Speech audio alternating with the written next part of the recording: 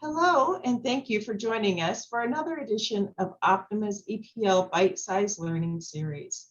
For our July topic, we're discussing break time and other wage and hour topics with Eric Glassman of Shaw Law Group. Hi, Eric. Hey, good morning.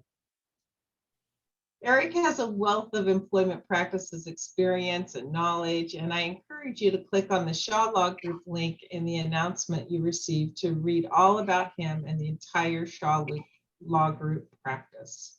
Let's jump right in, Eric. It seems like most wage and hour compliance responsibilities lie with the HR department, but can you please review the wage and hour responsibilities that lie with managers and supervisors outside the HR department? Yeah, I sure can. And if anyone doesn't know, this is really a hot issue. Making sure that employees are paid properly and fairly is of the utmost importance, obviously, to the employee, to the employer, but also to state regulators, federal regulators, and courts. We're seeing a lot of litigation in this area. The good news is we're not asking the non-HR professionals to be experts on this issue. This is a really tricky area of the law. Some of the rules can seem kind of picky and unimportant. They have big consequences if we get them wrong. We're not asking, though, frontline supervisors and managers to know this entire area of the law. We are asking you to issue spot. But fundamentally, we're making sure that everybody understands the difference between an exempt employee and a non-exempt employee. That sounds kind of basic, but I often run into people who confuse the two concepts and they don't know why it's important. The HR department is going to divide your folks into two categories: those who are exempt and those who are non-exempt. Which bucket people fall into is a really technical question, depending on how much people are paid, what their job duties are, how much independence and judgment they're showing over their jobs. But that division between exempt and non-exempt will tell us a whole lot about how we're supposed to manage employees. Because of course, for exempt employees, people who are exercising their judgment, independent judgment, doing higher level tasks, etc., we're paying them for that expertise, not for their time.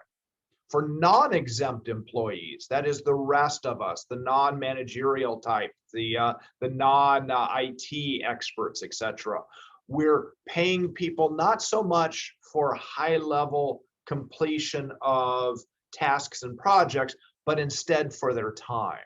So for non-exempt employees, what we need supervisors and managers to know, because non-exempt employees are paid for their time, we have to get their time right. For instance, some issues that you should be issue spotting are non-exempt employees properly recording their time. That is, are they, no matter if you do it electronically, which I assume most people are nowadays, or manually, are we making sure that people are properly clocking in and clocking out at the end of the day? Are they receiving the overtime that's due them? Very importantly, are they receiving and taking break periods, that is rest breaks, those 10-minute breaks, and are they receiving and taking their meal periods, those at least 30-minute longer breaks during the day?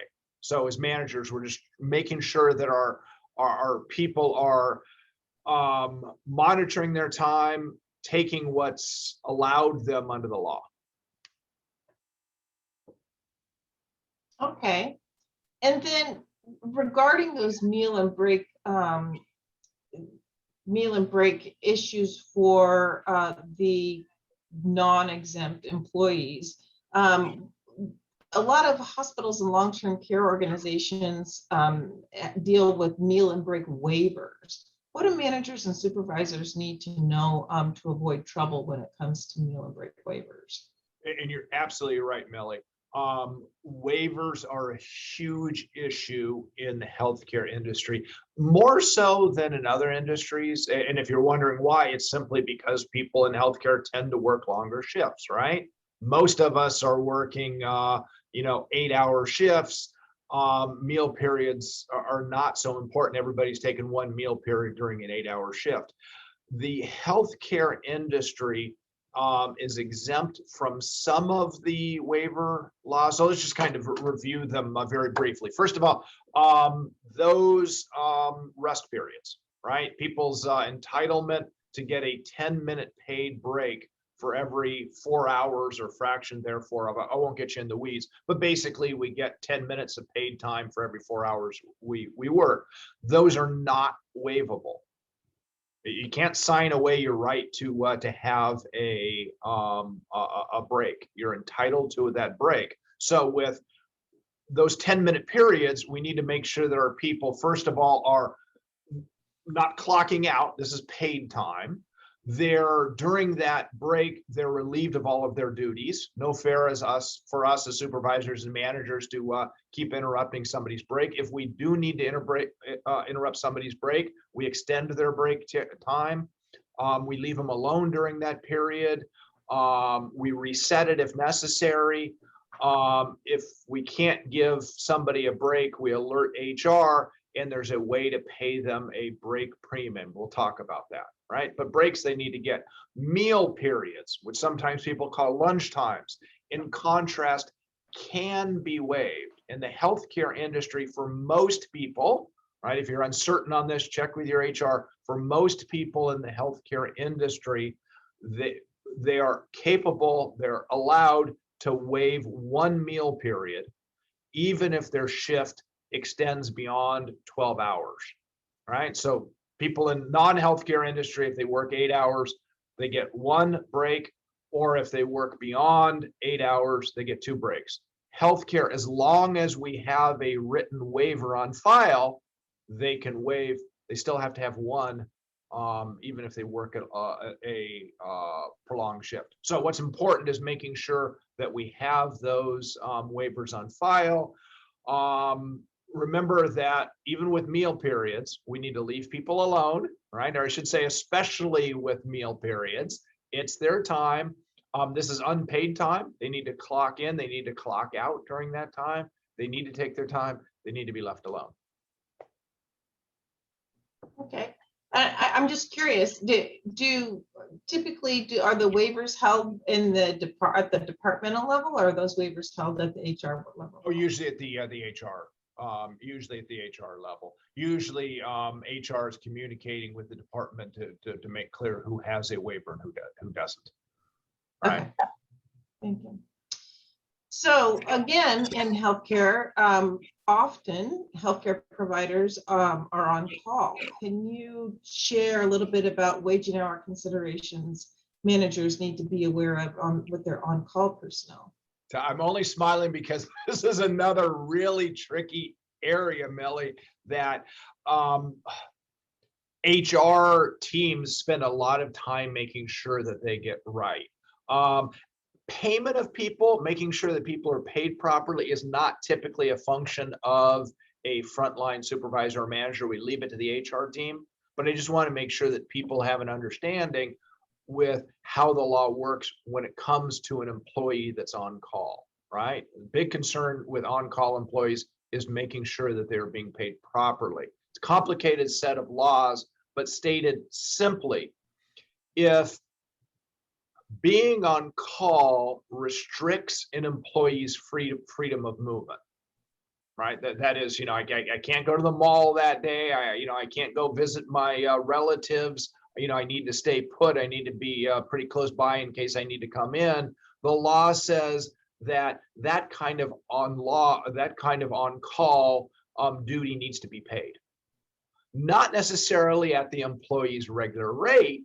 The law actually recognizes if somebody's on call but not actually working, it's possible that they only need to be paid at a minimum wage, right? A lower level than many healthcare professionals would work if they're actually on duty, right? But they still need to be paid if they're, they can't go to the movies, or they can't, do tasks because they're on call.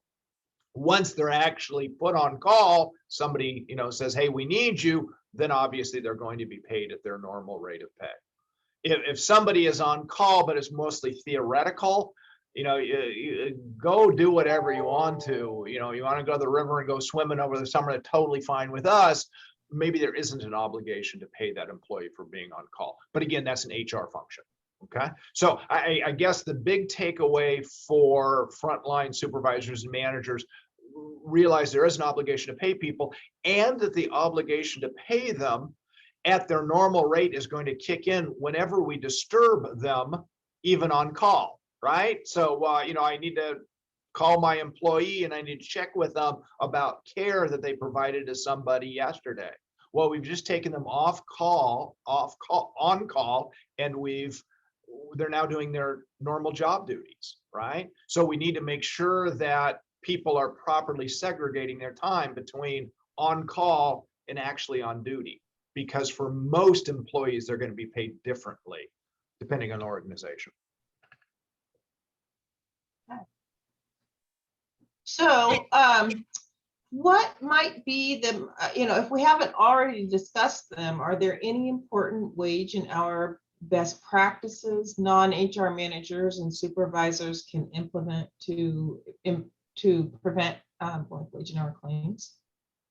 First and foremost, if somebody raises a question, why am I non-exempt and somebody's exempt?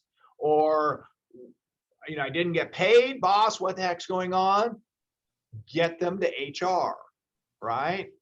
As with all things, we want to stay in our lane. Y'all are experts at what you're experts at. This HR stuff is tricky. Get them to HR. Beyond that, I would say best practices are making sure that employees are properly recording their time, right? Non-exempt employees, that's really, really important, right? Making sure that they're actually taking the breaks and meal periods that they're entitled to. 3, we're leaving them alone during those breaks and meal times, right? 4th, if we do need to disturb them during a break or a meal time, which sometimes is inevitable, right? I'm so sorry, but I'm gonna have to interrupt your lunch because I need to know what's going on with this patient, or I need to know how to handle this account, right?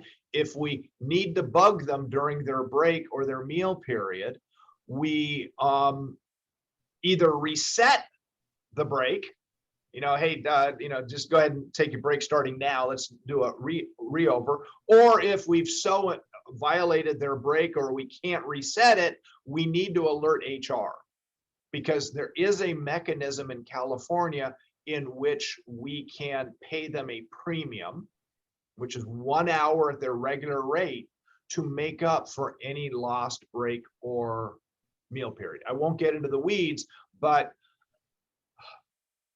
there is a way to make it right with the employee so that they're fairly treated. And we shouldn't avoid them, right?